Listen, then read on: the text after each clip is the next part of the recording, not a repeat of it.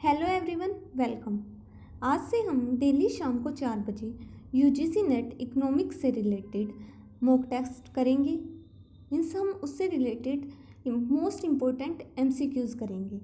कभी micro economics, कभी macro, कभी इंडियन इकोनॉमी, मतलब अलग अलग सब्जेक्ट्स के, बट डेली शाम को 4 बजे, ठीक है।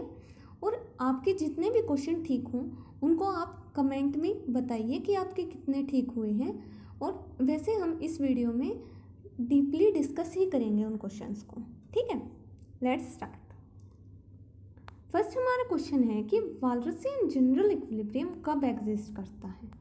वालरसियन जनरल इक्विलिब्रियम जब एग्जिस्ट करता है जब हमारी पेरेटो ऑप्टिमैलिटी की कंडीशन सेटिस्फाइड हो।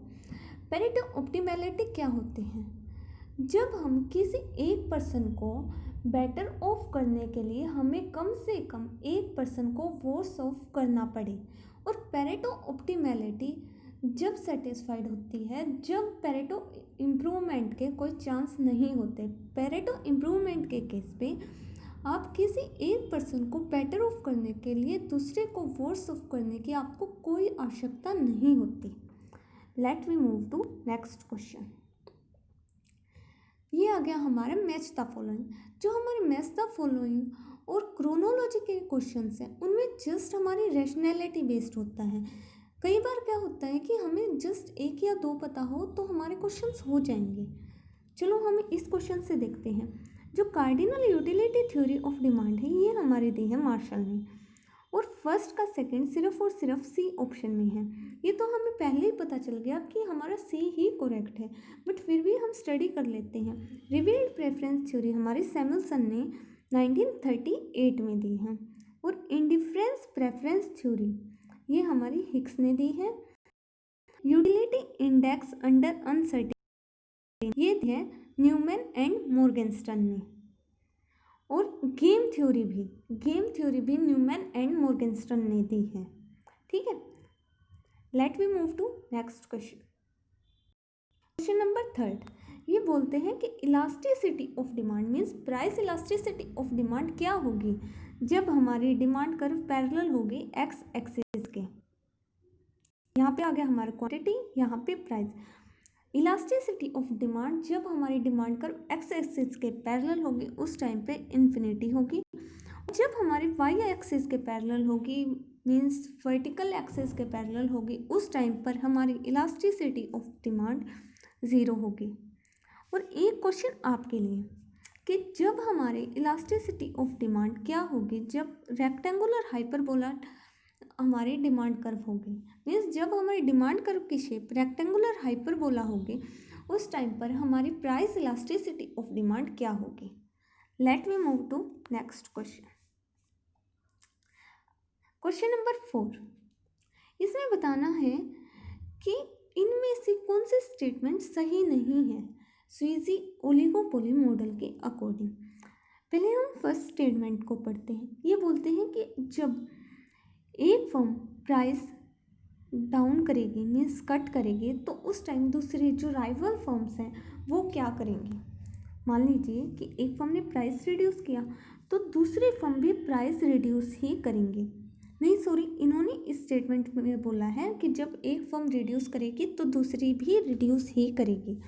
ऐसा ही होगा क्योंकि अगर मान लीजिए कि एक ने रिड्यूस किया तो और जो राइवल फर्म्स हैं अगर वो रिड्यूस ना करेंगी तो उनके जो कंज्यूमर्स हैं वो उस फर्म के पास चले जाएंगे जिसने प्राइस रिड्यूस किया है। सो इसलिए वो भी रिड्यूस करेंगे, नहीं तो उनके प्रॉफिट डाउन चले जाएंगे अगर वो रिड्यूस ना करेंगे तो। इसका मतलब ये हुआ कि हमारा जो ए स्टेटमेंट है वो होगी correct. Let we move to next statement. अगर एक फर्म प्राइस इंक्रीज करती है तो राइवल फर्म्स प्राइस इंक्रीज नहीं करेंगे। बिल्कुल सही बात है, अगर वो करेंगी तो उनका कोई फ़ायदा नहीं होगा। बट अगर वो प्राइस कांस्टेंट रखेंगे तो जिस फर्म ने प्राइस इंक्रीज किया है ना तो उस फर्म के कंज्यूमर्स दूसरी फर्म्स की तरफ शिफ्ट कर जाएंगे जिससे कि और फर्म्स का प्रॉफिट इंक्रीज हो जाएगा। तो इसलिए वो फॉलो नहीं करेंगी प्राइस इंक्रीज करना। हमारी सेकेंड स्टेटमेंट भी सही हो गई। Firms do not react to price change made by one of the firm. हमारी थर्ड स्टेटमेंट भी करेक्ट है।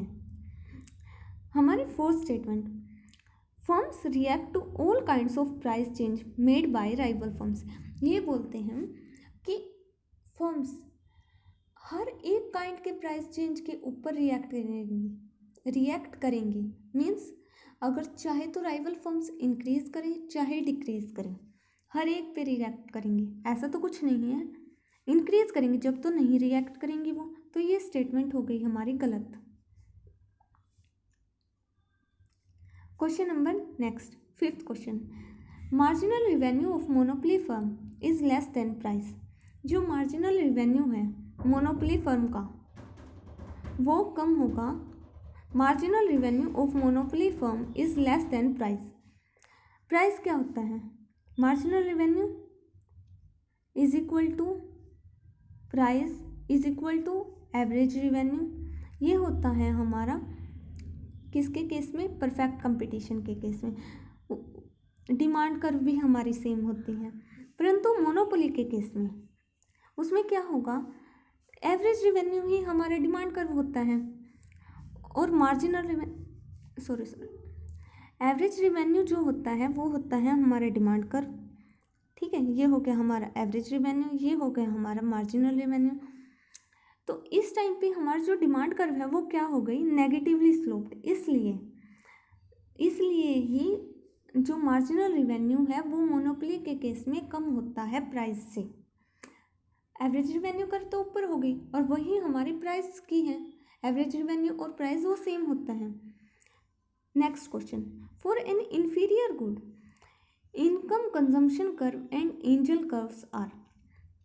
इंफीरियर गुड्स के लिए जो इनकम कंजम्पशन कर्व है और एंजल कर्व है वो क्या हो? जस्ट थिंक, अगर आपकी इनकम इंक्रीज होगी तो आप क्या करोगे? तो आप इंफीरियर गुड्स को कंज्यूम करना कम कर दोगे। ठीक है, इसका मतलब क्या है?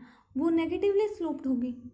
और जो एंजल कर्व है वो इनकम का और फूड का शो करती है रिलेशनशिप मीन्स जो, और इसके अकॉर्डिंग कि जब आपकी इंक्रीज होती है ना इनकम, उस टाइम पे आप फूड की तो कंजम्पशन कम हो जाती है कंपेरेटिवली, बट लग्जरी गुड्स की इंक्रीज हो जाती है। For an inferior good income consumption curve and Engel curve वो दोनों नेगेटिवली स्लोप्ड होंगे। ठीक है, a point of kink in the kinked demand curve indicates, ये शो करता है price rigidity and quantity rigidity. तो हमारा कोड ए करेक्ट हो गया। ठीक है, next question, for the downward movement along the isoquant MITS। MITS क्या होता है? MITS होता है आइसोक्वेंट का slope. MITS of labour per unit of capital is given by, वो है माइनस। माइनस साइन क्यों हुआ? माइनस साइन इसलिए हुआ क्योंकि जो हमारी आइसोक्वेंट है जो हमारी आइसोक्वेंट है वो नेगेटिवली स्लोप्ड होती है, मतलब डाउनवर्ड होती है लेफ्ट टू राइट। ठीक है, तो इसलिए हमारा minus sign DK upon DL, ये हो गया हमारा first option correct. Next question, charging a different price in different markets, ये होती है हमारी third degree price discrimination. Price discrimination क्या होते हैं? डिफरेंट कंज्यूमर्स से, डिफरेंट बायर्स से डिफरेंट प्राइस चार्ज करना, वो है हमारा price discrimination. Perfect price discrimination होती है हमारी जो फर्स्ट डिग्री प्राइस डिस्क्रिमिनेशन होती है, उसको बोलते हैं हम परफेक्ट प्राइस डिस्क्रिमिनेशन। जब परफेक्ट प्राइस डिस्क्रिमिनेशन होती है उस टाइम पर कंज्यूमर सरप्लस बिल्कुल भी नहीं होता, इस पर बहुत ज़्यादा एक्सप्लॉइट करा जाता है कंज्यूमर को परफेक्ट प्राइस डिस्क्रिमिनेशन में। नाम से भी क्लियर है perfect price discrimination. Second degree price discrimination में हम डिफरेंट यूनिट्स के लिए डिफरेंट प्राइजेस चार्ज करते हैं। मान लीजिए इनिशियल यूनिट्स के लिए हमने कम चार्ज किया और जो फर्दर यूनिट्स हैं उनके लिए हम ज़्यादा चार्ज करेंगे। और जो थर्ड डिग्री प्राइस डिस्क्रिमिनेशन होती है वो ही होती है डिफरेंट मार्केट्स में डिफरेंट प्राइस चार्ज करना। जैसे कि कोई भी कंट्री है, डोमेस्टिक जो मार्केट होगी उसमें कम प्राइस चार्ज करे, और मान लीजिए फॉरेन में, नहीं सॉरी, डोमेस्टिक में तो ज़्यादा प्राइस चार्ज करे और फॉरेन में कम करे। क्यों? क्योंकि भाई उनको अपनी मार्केट बनानी है, वहाँ पे वो डंपिंग करेंगे। मतलब मेन चीज़ क्या है, चाहे वो डोमेस्टिक में ज़्यादा करे चाहे फॉरेन में ज़्यादा करे, चाहे डोमेस्टिक में कम करे चाहे फॉरेन में कम करे, मेन बात यहाँ पे हो गई फॉरेन मतलब प्राइस डिस्क्रिमिनेशन की।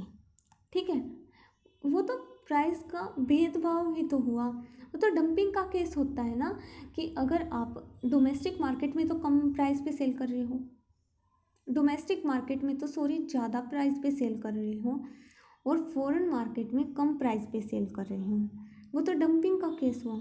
डोमेस्टिक मार्केट में ज़्यादा प्राइस पे, डोमेस्टिक में ज़्यादा प्राइस पे और फॉरेन में कम प्राइस पे, क्योंकि आपको वहाँ से कंपटीटर्स को आउट करना होता है इसलिए। ठीक है, नेक्स्ट, अब आ गया हमारा क्रोनोलॉजी रिलेटेड क्वेश्चन।